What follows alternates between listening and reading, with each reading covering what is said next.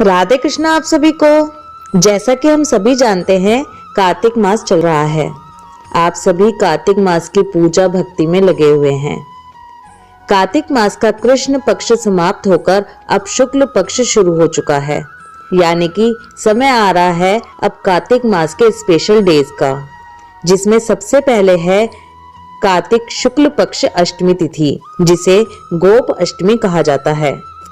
आज की वीडियो में आपको थोड़ा सा गोप अष्टमी के बारे में बताऊंगी और साथ ही ये भी जानेंगे कि इस दिन पूजा कैसे करते हैं। भारत में गाय माता के समान है। यहाँ माना जाता है कि सभी देवी देवता गौ माता के अंदर समाहित हैं, तो उनकी पूजा करने से सभी का फल मिलता है। गोप अष्टमी के दिन गौ माता और भगवान कृष्ण की पूजा की जाती है। भगवान श्री कृष्ण और उनके भाई बलराम दोनों का ही बचपन गोकुल में बीता था, जो कि ग्वालों की नगरी थी। ग्वाल उन्हें कहते हैं जो गाय के पालक होते हैं। कृष्ण और बलराम को भी गौ रक्षा, गौ की सेवा, इन सभी चीजों का प्रशिक्षण दिया गया था। गोप अष्टमी की शुरुआत कैसे हुई, इसके पीछे भी एक कथा है। जब भगवान कृष्ण ने अपने जीवन के 6ठे वर्ष में कदम रखा, तब वो अपनी मैया यशोदा से जिद करने लगे कि अब वो बड़े हो गए हैं और अब उन्हें बछड़े को चराने के बजाय गैया को चराने जाना है। उनकी हट के आगे मैया को हार माननी पड़ी और मैया ने उन्हें अपने पिता नंद बाबा के पास इसकी आज्ञा लेने के लिए भेजा। भगवान कृष्ण ने नंद बाबा के सामने अपनी जिद रख दी कि वो भी गैया ही चराएंगे। नंद बाबा ने गैया चराने के लिए पंडित महाराज को मुहूर्त निकालने के लिए कहा। पंडित जी ने पूरा पंचांग देख लिया, लेकिन बहुत ही अचरज के साथ कहा कि बस इसी समय शुभ मुहूर्त है, इसके अलावा पूरे साल कोई शुभ मुहूर्त नहीं है। ये सब तो कान्हा की लीला ही थी और वही दिन था गोप अष्टमी का, जब श्री कृष्ण ने गैया पालन शुरू किया। उस दिन माता ने अपने कन्हैया को बहुत सुंदर तैयार किया, मोर मुकुट लगाया, पैरों में घुंघरू पहनाए और सुंदर सी पादुका उन्हें पहनने के लिए दी। लेकिन कान्हा ने वो पादुकाएं नहीं पहनी। उन्होंने मैया से कहा कि अगर तुम इन सभी गैया के चरण में पादुका पहना दोगी तभी मैं ये पहनूंगा। मैया भी ये देखकर भावुक हो गईं और कृष्ण बिना पैरों में कुछ पहने ही अपनी गैयाओं को चराने के लिए चले गए। इस प्रकार कार्तिक शुक्ल पक्ष के दिन से गोप अष्टमी मनाई जाने लगी। गौ सेवा के कारण ही इंद्र ने श्री कृष्ण का नाम गोविंद रखा था। इसके अलावा यह भी कहा जाता है, कृष्ण जी ने अपनी सबसे छोटी उंगली पे गोवर्धन पर्वत को उठा लिया था, जिसके बाद से उस दिन गोवर्धन पूजा की जाती है। ब्रज में इंद्र का प्रकोप इस तरह बरसा कि लगातार बारिश होती रही, जिससे बचाने के लिए कृष्ण जी ने 7 दिन तक पर्वत को अपनी उंगली पर उठाए रखा।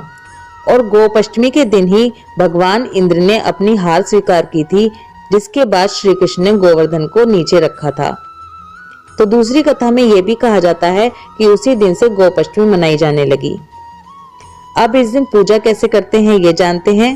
इस दिन सुबह ही नहा धोकर गौ माता के लिए पूजा की थाली तैयार करें। अब आपको थाली में क्या क्या रखना है वो बताती हूँ। सबसे पहले एक लोटे में गंगा जल मिला हुआ जल रखेंगे। थाली में हल्दी, रोली, चावल ये सब रखें। उसके अलावा फूल माला रखें, वस्त्र रखें, फल, गुड़, हरी मटर, खील बताशे ये सब चीजें गौ माता के लिए रखें। दक्षिणा रखें। फिर गौशाला जाएं और सबसे पहले गौ माता के चारों पैरों पर जल चढ़ाएं। गौ माता को तिलक लगाएं, चावल लगाएं, उन्हें फूल माला पहनाएं। जो भी नया कपड़ा आप ले गए हैं, जैसे कि कोई शॉल, चुन्नी या अंगोछा, वो गौ माता को उड़ा दें। फिर उन्हें फल, गुड़, खील बताशे या खाना जो भी आप गौ माता के लिए लेके गए हैं वो उन्हें खिलाएं। दिया जलाकर गौ माता की आरती करें और गौ माता की परिक्रमा करें। गौ माता को स्पर्श जरूर करें। हो सके तो इस दिन गायों के पीछे पीछे थोड़ी दूर चलना चाहिए, ये बहुत अच्छा होता है। इसके बाद ग्वाल को भी तिलक लगाएं और उन्हें सुंदर वस्त्र भेंट करें और दक्षिणा दें। आपको एक और बात बताती हूँ, जो आप दिया लेकर जाएंगे उसमें या तो आप सिंपल एक बत्ती लगा सकते हैं या फिर अगर आप चाहें तो 108 बत्ती का दिया भी जला सकते हैं। अब मैं यहाँ आपको एक सबसे इम्पोर्टेंट बात बता दूं कि गौ माता की परिक्रमा कैसे की जाती है। गौ माता की परिक्रमा पीछे से शुरू की जाती है, यानी कि पूंछ वाली साइड से।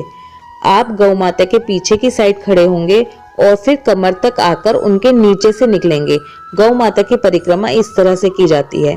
पीछे से निकलकर आपको पीछे की ही साइड वापस आना है। गौ माता के आगे कभी भी नहीं जाया जाता परिक्रमा करने के लिए।